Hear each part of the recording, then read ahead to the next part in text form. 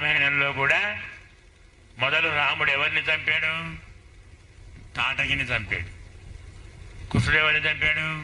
పూతనని చంపాడు. ఇద్దరు ఆడవాళ్లే కదా. అప్పటి నుంచి మగవాళ్ళకి ఆడవాళ్ళంటే పగే కదా, అందుకే వాళ్ళనే చంపారు కదా అనుకుంటున్నారా? కాదు. ప్రకృతిని గెలవకుండా పరమాత్మను చేరలేము. ఇక్కడ తాటక ప్రకృతి, ఇక్కడ పూతన ప్రకృతి.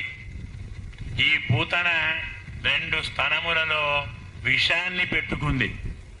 ఏమిటా స్తనములో? ప్రకృతిలో ఉండేవేమిటి? అహంకారం, మమకారం. పూతన అంటే ప్రకృతి, స్తనములంటే అహంకారం, మమకారం.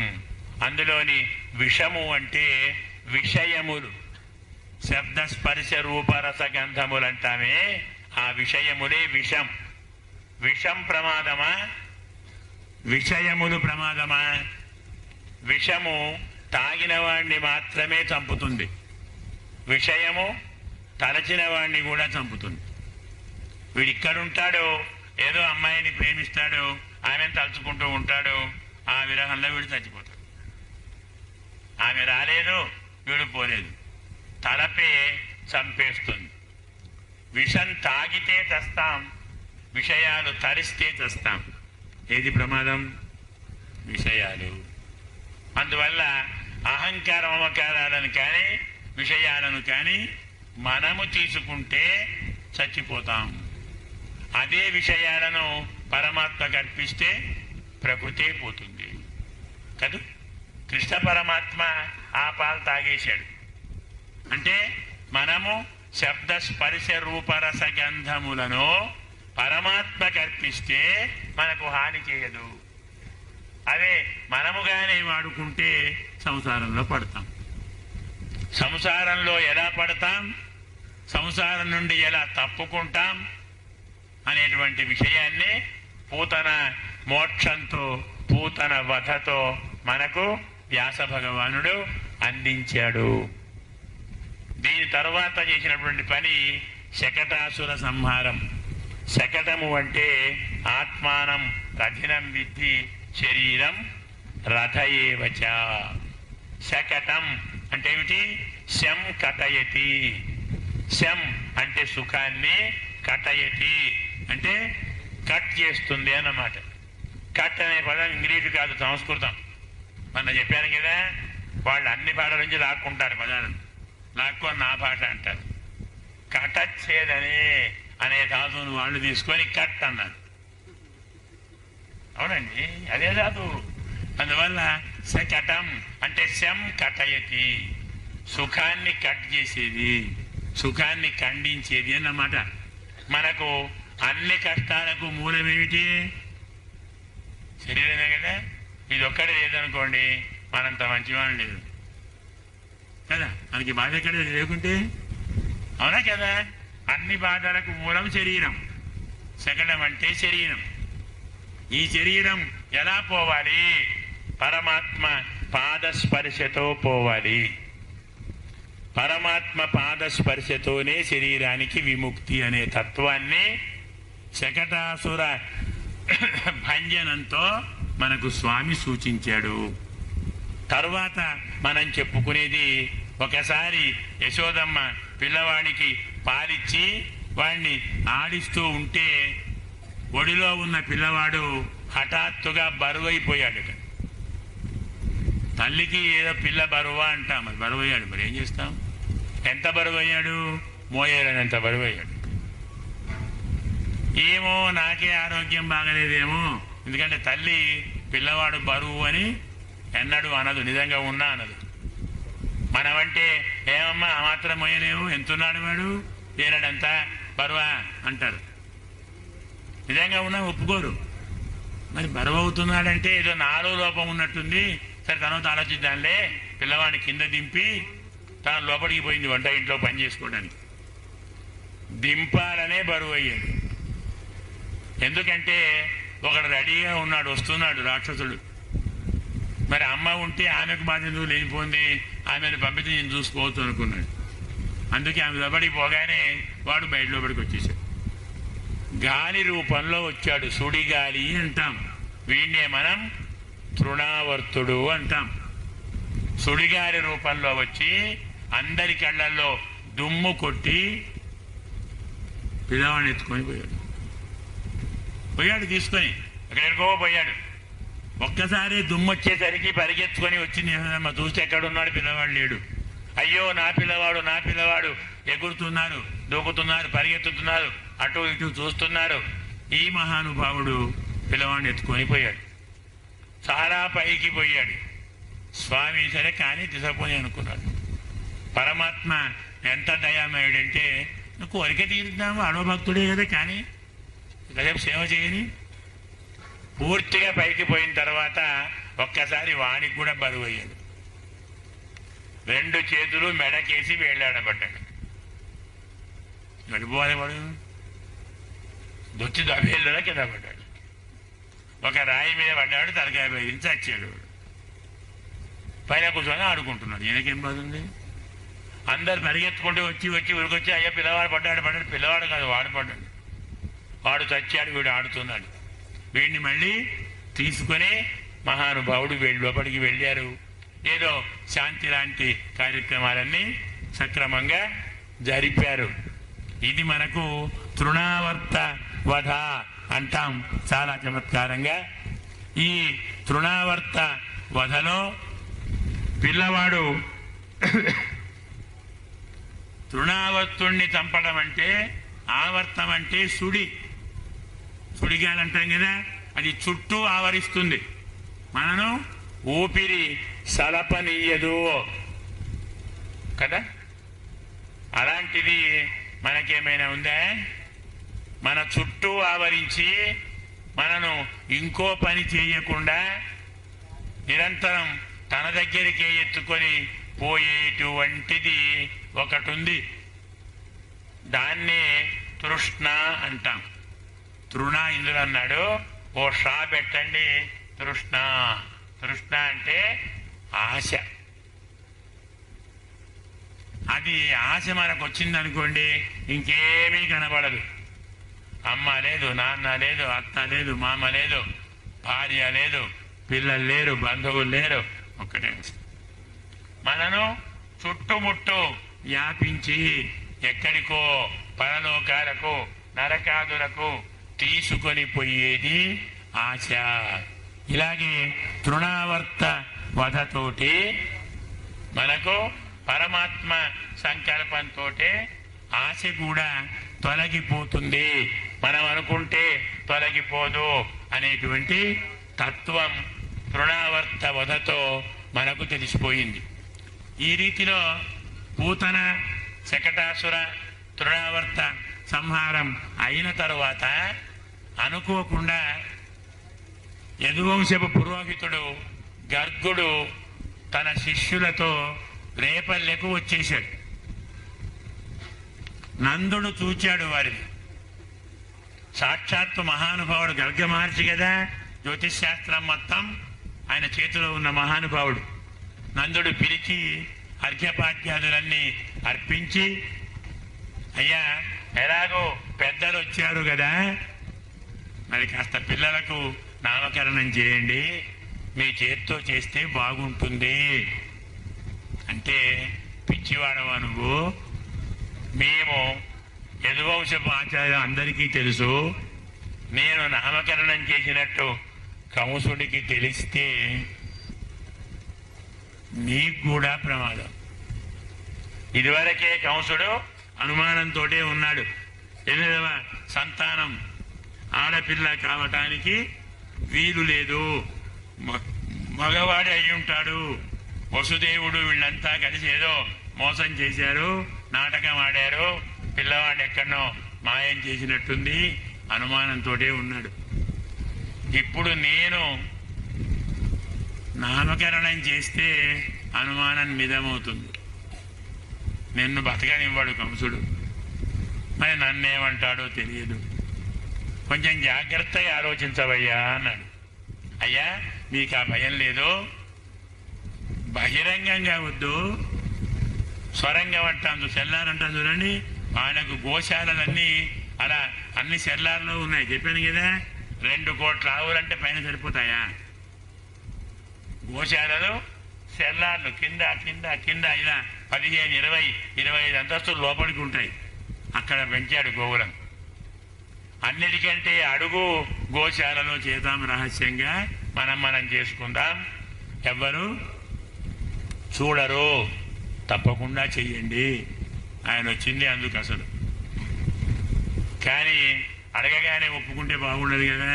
కాస్త బెట్టు చేసి ఓహో బతిలాడ, సరేలేవయ్యా పోదాంపా అని లోపలికి తీసుకొని వెళ్ళాడు.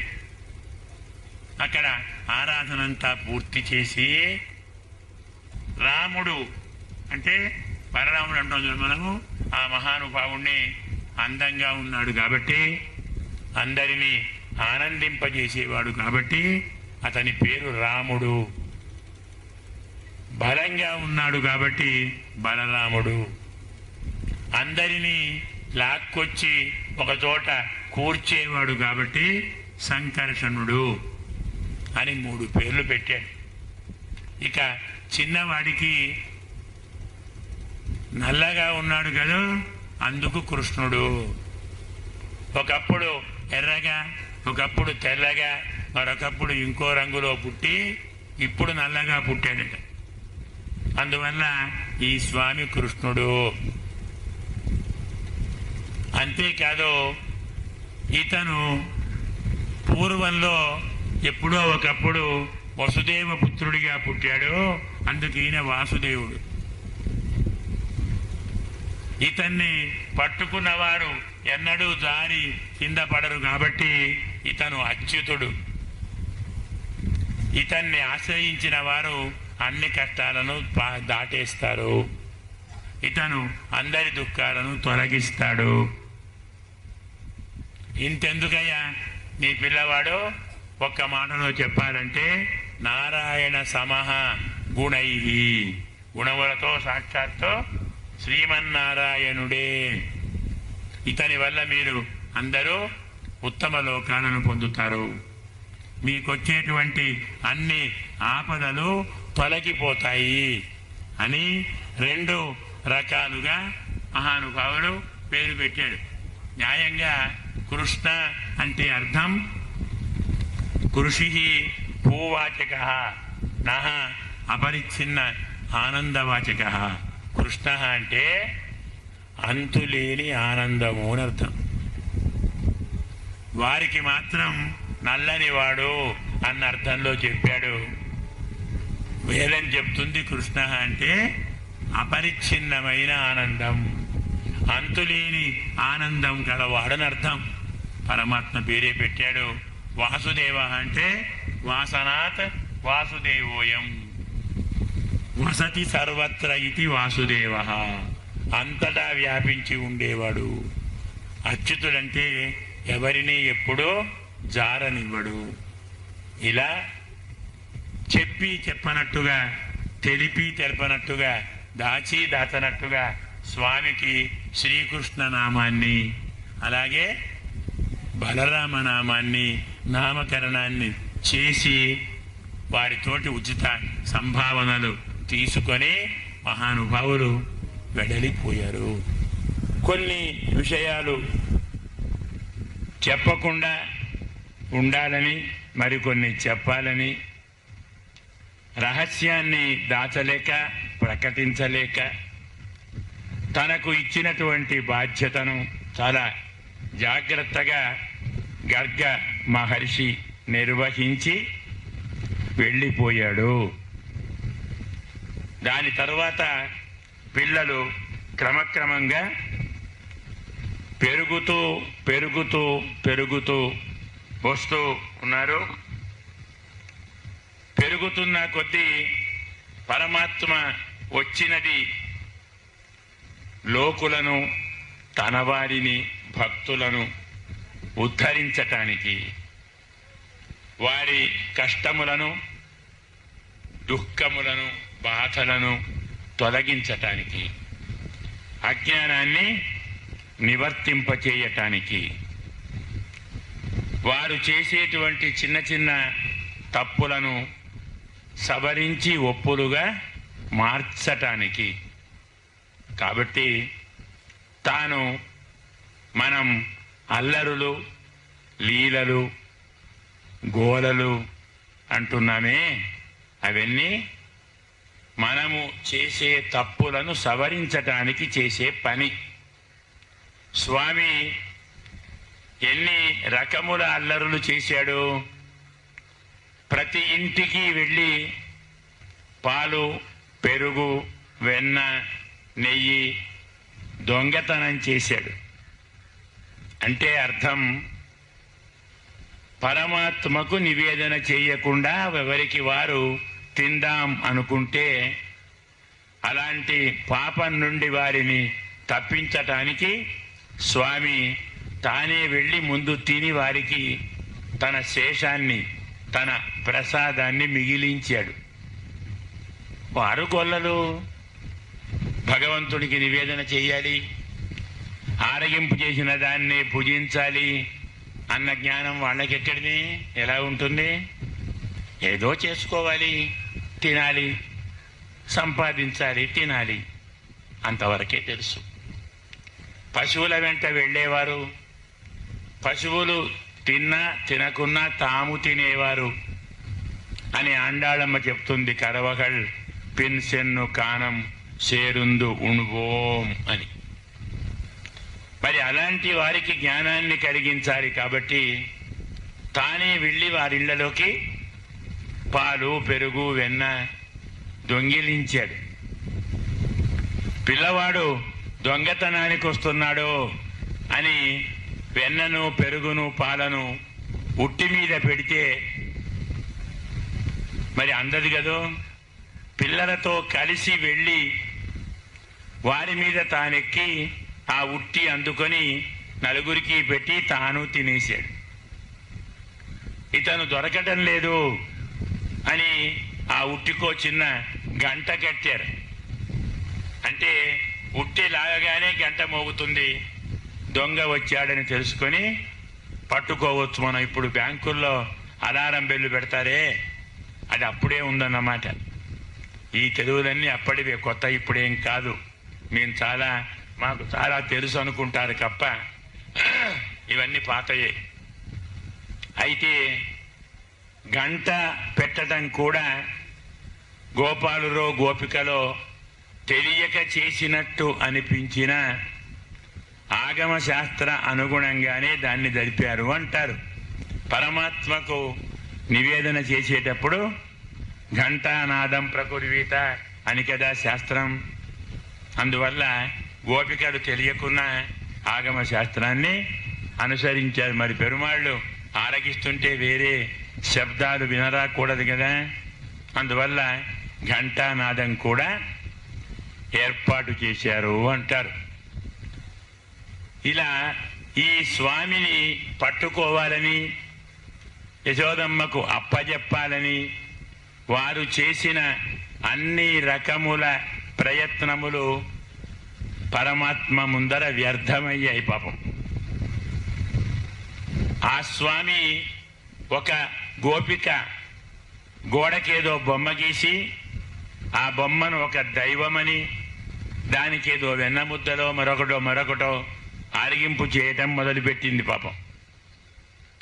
ఒకనాడు స్వామి చూచి ఆమె ఆ గోడ దైవానికి వెన్నముద్ద పెట్టి కనులు మూసుకుంది. ఈ స్వామి వచ్చే వెన్న తీసుకున్నాడు, అటు తిరిగి హాయిగా భుజిస్తున్నాడు. పాపం ఈ అమాయకురాలు కళ్ళు తెరిచి చూచి, ఇంతకాలానికి నా ప్రార్థన మా గోడదేవుడు ఆలకించాడు, నేను పెట్టిన ప్రసాదాన్ని ఆరగించాడు, నా మీద దయ చూపాడు, నేను చాలా అదృష్టవంతురాలిని మురిసిపోతూ పక్కకు తిరిగింది. ఇక్కడ ఈ దేవుడు తింటున్నాడు. హరి పడవా, నువ్వు తింటున్నావటరా అంటే, నువ్వు పెట్టింది నాకు కాదా? నీకు కాదు, నేను మా గోడ దేవుడికి పెట్టాను. నాకంటే వేరే దేవుడు ఉన్నాడా మీ దగ్గర?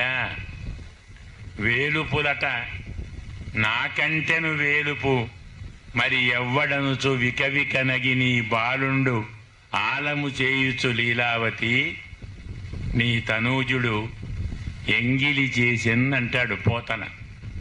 నాకంటే ఇంకో దైవం ఉన్నాడా అంటే ఏమర్థం? పరమాత్మ మనకు అనన్య దైవత్వాన్ని బోధిస్తున్నాడు. భక్త్యా త్వనన్యయా శక్య. మన సాంప్రదాయం అనన్యార్హ శేషత్వం, అనన్య శరణ్యత్వం, అనన్య భోగ్యత్వం. ఆకారత్రయాన్ని మనకు కూర్చటానికే పరమాత్మ ఇలాంటి లీలలు చేశాడు. స్వామిని పట్టుకోవాలని స్వామి లోపలికి వెళ్ళగానే తలుపు పెట్టేశారు. ఇలా ఒకసారి 4 వీధులలో ఉన్న 4 ఇళ్లలోకి స్వామి వెళ్ళాడు. 4 తలుపులు పెట్టేశారు. స్వామి లోపల చిక్కాడని తలుపు తీస్తే స్వామి చిక్కాడు. అతన్ని పట్టుకొని యశోదమ్మ దగ్గర తీసుకుపోవాలి అని తీసుకొని వచ్చారు. వస్తే 4 వీధుల నుంచి 4 కృష్ణులు వచ్చారు. 4ని పట్టుకొని వచ్చారు. సరే ఈ మాయ కూడా చూపుదాం యశోదమ్మకు అని తలుపు కొట్టారు. పాపం యశోదమ్మ తన పిల్లవాడిని ఎత్తుకొని తలుపు తీసింది. వచ్చి ఏమిటమ్మా ఏం కావాలి అని. అమ్మా ఇగో అంటే అక్కడ ఎవరు లేరు. ఎవరున్నారు? పిల్లలు లేరు. అమ్మా ఏం కావాలి? ఏం లేదమ్మా పిల్లవాడు ఎలా ఉన్నాడో చూద్దామని వచ్చాము. మరి ఇంకేం చేస్తాము?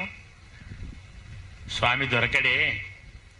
ఎన్ని రకములుగా ప్రయత్నించినా స్వామి దొరకలేదు.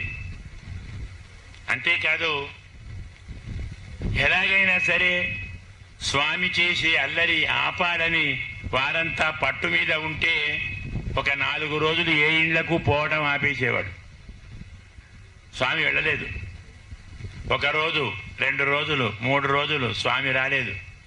పరిగెత్తుకొని వచ్చారు వాళ్ళే. ఏమ్మా కృష్ణయ్య బాగున్నాడా? బాగున్నాడు. ఆరోగ్యం అది బాగుందా? ఎందుకమ్మా ఏం కావాలి? ఏం లేదు అటువైపు రావటం లేదు. ఇదోట వస్తేనేమో దొంగతనం చేస్తున్నాడు. మీ ఇంట్లో లేదా? మా ఇంటికే రావాలా? మా వెళ్ళినంత తినాలా అని కంప్లైంట్ చేస్తారా? రాకుంటే ఎందుకు రాలేదంటారా? మీకు ఇంతకు రావాలా రావద్దా? వచ్చిపోతేనే బాగుంటుందమ్మా. ఆయన కోసం వెన్న తీసి పెడుతున్నాం. 2 రోజులు రాకుంటే వెన్న తీసి పెడతారు. 4 రోజులు వరుసగా వస్తే గోల చేస్తారు. ఓయమ్మ నీ కుమారుడు మా ఇండ్లను పాలు పెరుగు మననీయడమ్మా పోయదమెక్కడికైనను అన్నాడు. చివరికి కృష్ణ పరమాత్మ అల్లర్లను తట్టుకోలేక ఎక్కడికైనా పోతాము, ఇక్కడ మాత్రం ఉండలేము. ఎన్ని గోలలండి, ఎంత అల్లరి చేస్తున్నాడు అని చెప్తే పాపం యశోదమ్మ చాలా అమాయకంగా ఆమె ఒళ్ళోనే ఉన్నాడు. వాళ్ళు చెప్పినవన్నీ వింటున్నాడు. గోపికలు చెప్తుంటే హాయిగా తల్లి దగ్గర పాలు ఆరగిస్తూ వాళ్ళని ఓరగంట చూస్తూ చెప్పండి కానియండి అన్నట్టుగా నవ్వుతూ ఉన్నాడు మహానుభావుడు. ఆ తల్లేమంది, చన్ను విడిచి ఇటు అటు సనడు ఎన్నడు పొరుగిండ్ల తోవలెరుగడు కన్నులు తెరవని మా ఈ చిన్ని కుమారుణ్ణి రవ్వసేయందగునే. మావాడు నా స్థనమును విడిచిపెట్టి బయటికే పోడు. అసలు వాడికి పక్క ఇల్లు దారే తెలియదు. ఇలాంటి అమాయకుణ్ణి పట్టుకొని ఇన్ని అభాండాలు వేస్తారా? తల్లి అంత సపోర్ట్ ఇచ్చినాక ఏ పిల్లవాడు మాత్రం బుద్ధిగా ఉంటాడండి? ఉంటాడా? అల్లర్లు మరి కాస్త చేస్తున్నాడు. మాట్లాడిన మాటలు విన్నాడు. ఓహో మా అమ్మగారికి నా మీద చాలా నమ్మకం ఉంది, నేను చాలా బుద్ధిమంతుణ్ణని అనుకుంటూ ఉంది. కాస్త నా సంగతి ఏదో మా అమ్మకు చూపుతాను అనుకున్నాడట. యశోదమ్మ ఒక కృష్ణపక్షపు అర్ధరాత్రి నాడు ఎవరి పనులు వాళ్ళు చేసుకుంటూ ఉంటే తానే పెరుగు చిలకటం మొదలుపెట్టింది. పెరుగు కుండ నల్లన, అందులో ఉన్న కవ్వం నల్లన, కవ్వానికి ఉన్న తాడు నల్లన, కవ్వాన్ని తాడు కట్టేసే స్తంభం నల్లన, అమావాస్య ముందు రాత్రి కాబట్టి చీకటి. ఏదో గుడి దీపం ఉంటే ఉండొచ్చు, అయినా వారికి పెద్దగా దీపంతో పనేం లేదు. అలా పెరుగు చిలుకుతూ చిలుకుతూ చిలుకుతూ ఉంటే హఠాత్తుగా కవ్వం ఆగిపోయింది తిరగటం. బలంగా తిప్పినా తిరగటం లేదు. ఇప్పటిదాకా ఇంత హాయిగా తిరిగిన కవ్వం ఎందుకు తిరగకుండా ఆగిపోయింది అని జాగ్రత్తగా చూస్తే 2 తెల్లని కళ్ళు కనబడుతున్నాయి ఎదురుగా. అంటే స్వామి నల్లనాయనే కదా. పట్టుకున్నాడు కవ్వాన్ని 2 చేతులతో గట్టిగా. ఏం కావాలరా బాబు, ఆకలి అవుతుంది, పాలు ఇవ్వు. పిల్లవాడు వచ్చి పాలు ఇవ్వు ఉంటే తల్లి ఏం చేస్తుంది? మా నాన్నే దారా బాబు అని చిరకటాన్ని కాస్త ఆపేసి ఒళ్ళోకి కూర్చోబెట్టుకొని పాలు ఇవ్వటం మొదలుపెట్టింది. అలా పాలు అతను తాగుతున్నాడు పూర్తిగా. ఇంకా కడుపు నిండలేదు. వంట ఇంటి పొయ్యి మీద పాలు పొంగిపోతున్నాయి. పోతే కష్టం కదా. మళ్ళీ ఆ పాలు పెరుగు చేసి వెన్న తీసి కృష్ణయ్యకే పెట్టాలి కదా. కుమారుని మీది ప్రేమతో అయ్యో పాలు పోకూడదని మహానుభావురాలు నాన్న ఒక్క నిమిషం రా, ఇక్కడే ఉండి ఇప్పుడే వస్తాను అని దింపి వంట తినేంత తిన్నాడు. కొంత పట్టుకొని పెరట్లోని రోటి మీదికి పోయి నిలబడి తోటి పిల్లలను పిలిచి మరీ వెన్న పెడుతున్నాడు. పాపం యశోదమ్మ పాలు దింపి పరిగెత్తుకొని వచ్చింది. ఎక్కడున్నాడు కృష్ణుడు? లేడు. చూస్తే కుండంతా పగిలిపోయి ఉంది. అంతా పెరుగు, అక్కడే వెన్న, అంతా ఇల్లంతా పడి ఉంది. ఓహో, అయితే గోపికలు చెప్పిన అల్లర్లు నిజమే అన్నమాట. ఇవాళ నాకు దొరికాడు, ఇంకెక్కడికి పోతాడు? అటు ఇటు చూచి ఓ బెత్తం పట్టుకొని వచ్చేసింది. వెతికితే అక్కడున్నాడు రోడ్డు మీద. తల్లిని చూచి పరిగెత్తడం మొదలుపెట్టాడు. నేను తినలేదమ్మా, వెన్న నేను తినలేదు. వదనే నవనీత గంధవాహం వచనే తస్కర చాతురీధురీణం నయనే కుహనాశ్రు సంపరీహం చరణే కోమల తాండవం స్మరామి అంటాడు ఓ మహానుభావుడు. ఎలా ఉంటాడయ్యా కృష్ణుడు అంటే, రామరామ నాకేం తెలియదు, నేను తినలేదు. అబద్ధాలు ఆడుతున్నాడు. నోట్లో అంతా అబద్ధమే, మాటలో అబద్ధం. పడవ తినలేదా? నోరు చూపు. నోరు చూస్తే వెన్న వాసన. ఏం చేద్దాం? మాట అబద్ధం, నోటిలో వెన్న వాసన. కొట్టడానికి వస్తే దొంగ కన్నీళ్లు కళ్ళలో. పడవ ఏడుస్తావట్రా, బెత్తం తీవగానే అటు ఇటు గెంతులేస్తాడు. చరణే కోమల తాండవం నతోస్మిని. ఇది స్వామి యొక్క అల్లరి. పిల్లవాడిని కొట్టడానికి పరిగెత్తుకొని వచ్చింది తల్లి. పిల్లవాడు పరిగెత్తుతున్నాడు. ఒక్కసారమ్మా, మళ్ళీ తప్పు చేయనమ్మా, కొట్టొద్దమ్మా అని లేనిపోని దొంగ ఏడిపోయి నటిస్తూ పరిగెత్తుతున్నాడు.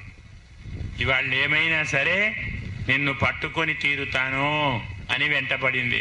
దొరుకుతాడా అండి? పరమాత్మ ఎవరికైనా దొరుకుతాడా? తాను తలుచుకుంటే తప్ప ఎవరైనా అతన్ని పట్టుకోగలరా?